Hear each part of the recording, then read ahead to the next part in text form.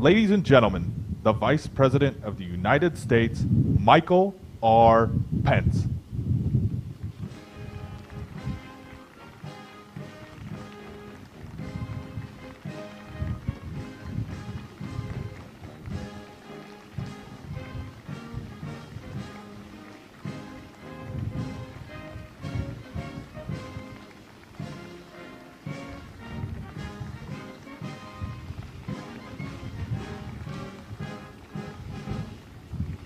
Lieutenant General Martinez, Major General Charoti, Vice Admiral Aucoin, Vice Admiral Domon, Rear Admiral Williams, Rear Admiral Carter, Rear Admiral Inoue, Rear Admiral Shima, Captain Donnelly, Charge Hyland, Ambassador Sasai, Director General Mulry, members of the United States Forces of Japan, the Japan Self-Defense Forces, it is my high honor and distinct privilege to join you here today on America's flagship, the USS Ronald Reagan, where every day all of you prove it can be done.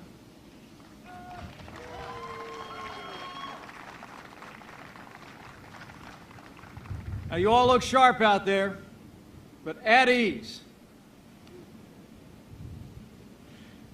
It's so good to be with you today. I bring greetings from the President of the United States of America, your Commander-in-Chief, President Donald Trump.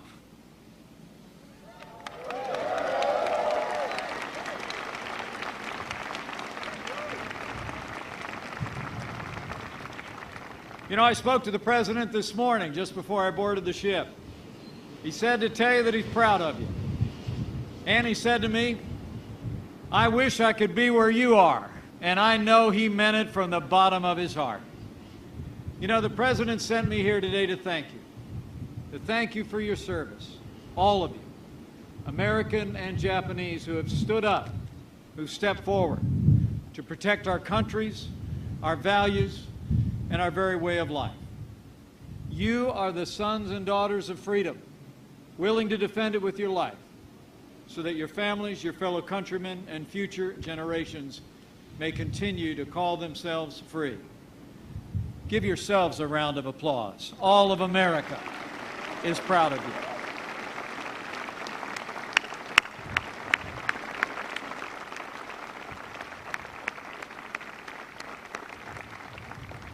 You know, the good book tells us if you owe debts, pay debts. If honor, then honor. If respect, then respect. I stand before you today on behalf of your Commander-in-Chief to pay a debt of gratitude to each of you and to express the well-deserved respect of the President of the United States and the American people for all of you who wear the uniform of this country. Our prayers for you, for your families, for your safety rise every day into the heart of heaven. In a word, you are the best of us, heroes all, and you are here, the Americans among you, so far away from home, because the United States of America and Japan are bound by history, a time-honored treaty, and the abiding oath of friendship. The United States-Japan alliance is the cornerstone of peace, prosperity, and freedom in the Asia-Pacific. And let me be clear, under President Donald Trump, the United States stands unwavering in our alliance and unyielding in our resolve to defend all that we have built together over these generations.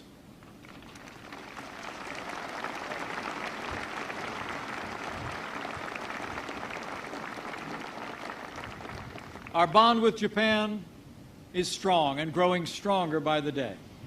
In February, only weeks after he took his oath of office, President Trump welcomed Prime Minister Abe to the White House, where they reaffirmed, in their words, their strong determination to further strengthen the U.S.-Japan alliance.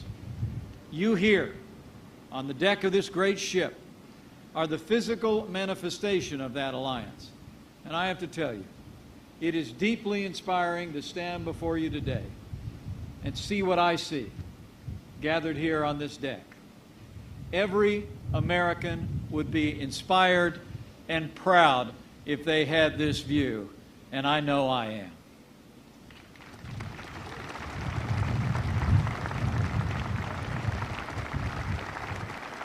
Now, as the President and the Prime Minister made clear, the United States will strengthen its presence in the Asia-Pacific. Japan will assume a larger role and responsibility in our alliance in the years ahead. And both of our nations will continue to expand our cooperation for our common defense.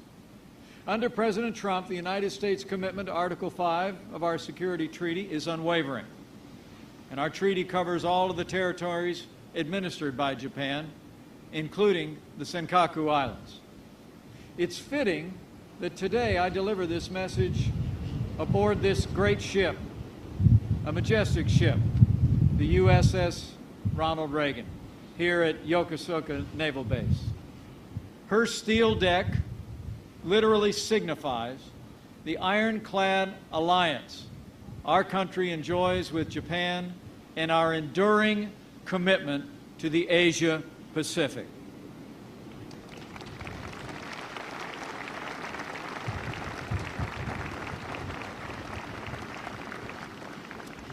You know, we're standing on a ship named after my second favorite president.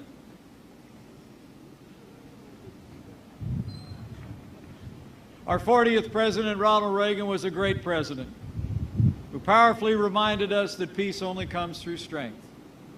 You are that strength. Today, over 50,000 U.S. troops and a further 50,000 civilians and family members are stationed here in Japan. And the United States will continue to deploy more of our most advanced military assets to the region in the years ahead. Beyond this noble ship and the carrier strike group that it leads, by the year 2020, this ocean will boast 60% of our Navy's fleet. And the skies above already have F-35 Joint Strike Fighters flying for freedom.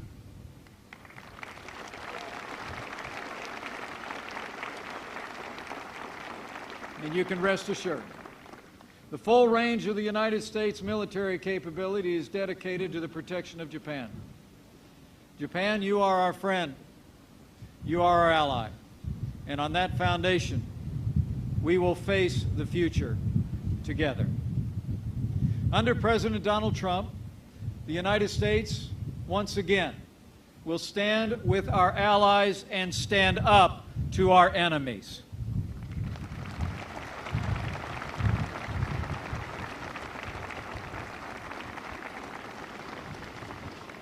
And I can assure you, President Trump will unfailingly support the brave men and women in uniform who defend our freedom every single day.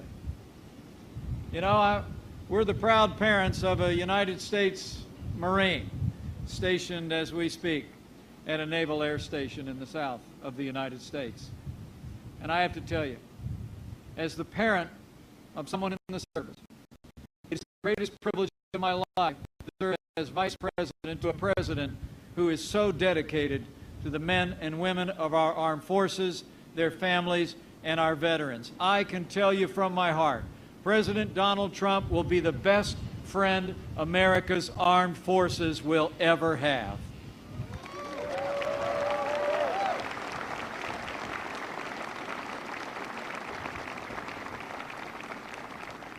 The President and I will honor your commitment and secure America's safety through historic investments in our national defense. Just as President Ronald Reagan restored the armed forces in his day, so too President Donald Trump will make the strongest fighting force in the world even stronger still. Just look at what President Trump has already accomplished. In his first 100 days, President Trump has taken decisive action to end the era of budget cuts for America's military.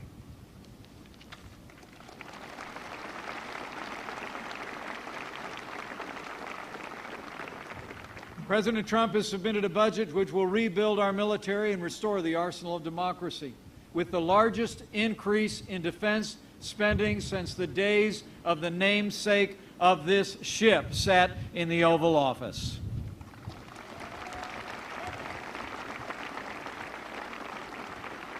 And in just the past 2 weeks, the world witnessed the strength and resolve of our new president in the decisive action that he took in Syria and Afghanistan. The enemies of our freedom and this alliance would do well not to test the resolve of this president or the capabilities of the armed forces of the United States of America and our allies.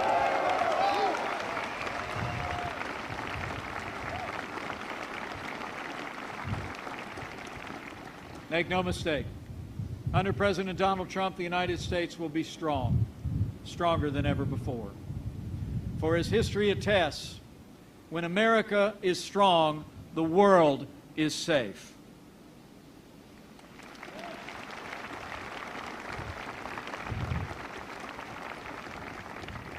A strong America, militarily, economically, and diplomatically, is vitally important to this region and all who call it home. It was through the bravery of our service members and the spirit of our people that America established a foundation of peace and freedom that endures in the Asia-Pacific to this very day. And under President Trump, the United States will continue to defend prosperity and ensure security on these seas and between our lands. Today, as in ages past, American leadership lights the way. The United States stands with all our allies and our partners in the region to keep the peace, enrich our people, and advance the common good. Together, we will defend the rules-based order upon which the region's progress, past and future, depends. We will protect the freedom of navigation and overflight and other lawful uses of the sea in the South China Sea and elsewhere, and we will ensure the unimpeded flow of lawful commerce on the 7 seas.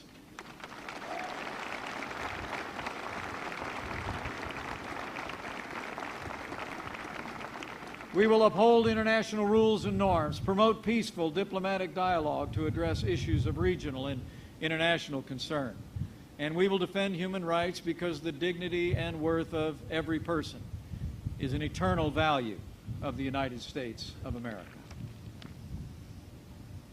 Under President Trump, the United States will faithfully defend all that we hold dear, for we know that if we falter, the light of truth and freedom in the world could swiftly be extinguished. We gather here today on this deck and in this place as storm clouds gather on the horizon. On Monday, I traveled to the front lines of freedom, where the vibrancy of a free South Korea meets directly the repression of North Korea. At the demilitarization zone, I met with the brave men and women who watch over that land day and night. They know what you who stand in the gap in this region already know. North Korea is the most dangerous and urgent threat to the peace and security of the Asian Pacific. For more than a generation, North Korea's leaders have sought to develop nuclear weapons and the ballistic missiles on which to deliver them. They have impoverished their people and embittered the region in their pursuit of this dangerous goal. For more than 2 decades, from the agreed framework of 1994, the 6-party talks in the year 2003 to 9, to the strategic patience of the recent past, the United States and our allies have worked tirelessly to peacefully dismantle North Korea's nuclear program and alleviate the suffering of its people. But at every step of the way, North Korea answered with our overtures, with willful deception, with broken promises, and nuclear and missile tests, including a failed missile test they attempted just this past Sunday. As President Trump has made clear to the world, the era of strategic patience is over.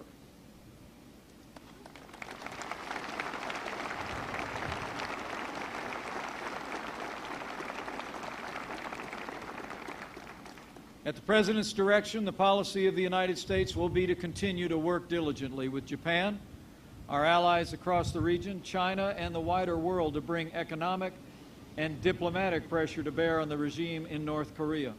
And we will do so until they abandon their nuclear and ballistic missile programs. But as all of you know, Readiness is the key, and you, the instruments of American policy, should know. All options are on the table. History will attest the soldier does not bear the sword in vain. And those who would challenge our resolve or our readiness should know. We will defeat any attack and meet any use of conventional or nuclear weapons with an overwhelming and effective American response.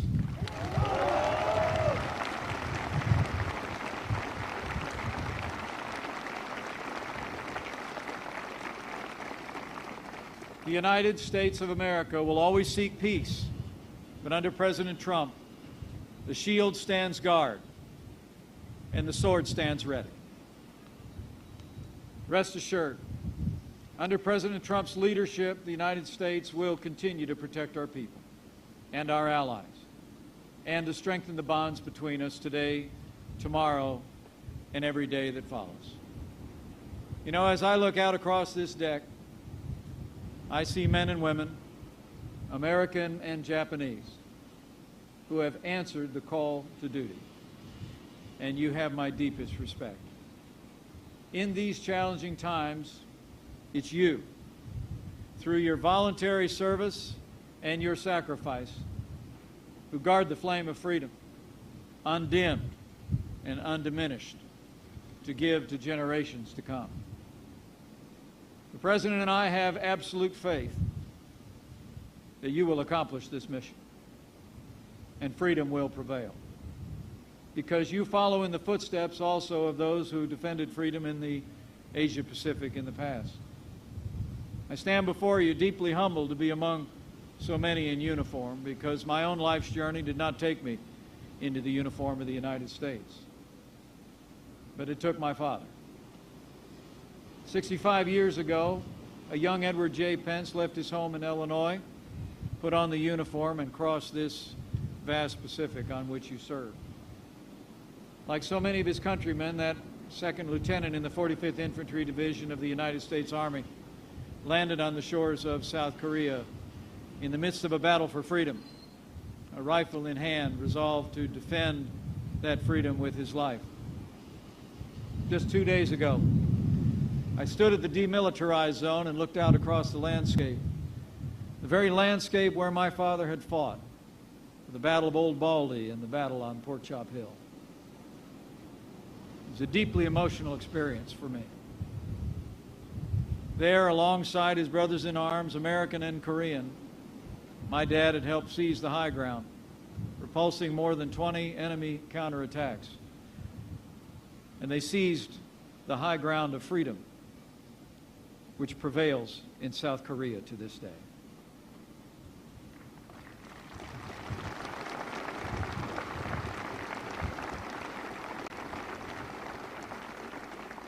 "64 years ago last week, my dad had a medal pinned on his chest for his valor on the field of battle. But like most of our nation's heroes, my dad never talked much about his time in combat. I believe that he carried in his heart something that you understand in ways that I perhaps never will. My dad never thought of himself as a hero. He often would say that the heroes were the ones that didn't get to come home. He lost friends, young, shining faces, filled with promise, who gave the last full measure of devotion for your sake and for mine, to defend our freedom and to plant freedom in that ancient land. And they succeeded. So now it's our turn in this generation. And more to the point, it's your turn. Today, we best honor the sacrifices of those who've gone before by defending the freedom they fought and bled and died to secure. And on behalf of your Commander-in-Chief, this we know you will do. As President Ronald Reagan said in his time, quote, "We must realize that no arsenal or no weapon in the arsenals of the world is so formidable as the will and moral courage of free men and women. It is a weapon our adversaries in today's world do not have."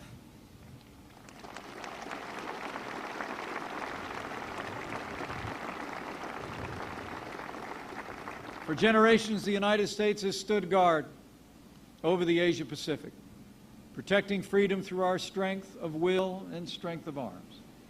With our friends and our allies, with Japan and so many others, we've ushered in an era of unprecedented peace and prosperity on these seas and between our lands.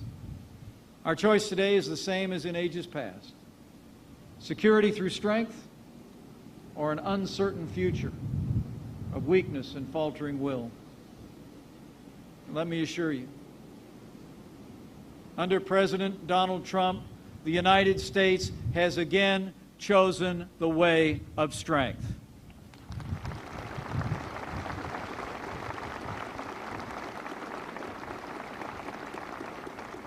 Under President Trump, the United States has chosen prosperity and security and an unwavering commitment to the Asia Pacific.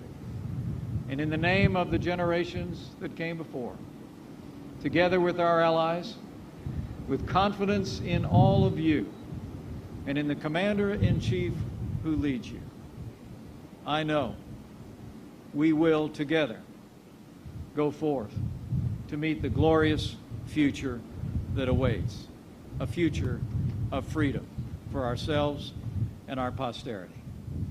Thank you. Godspeed on the USS Reagan's imminent deployment. God bless you. God bless Japan. And God bless the United States of America.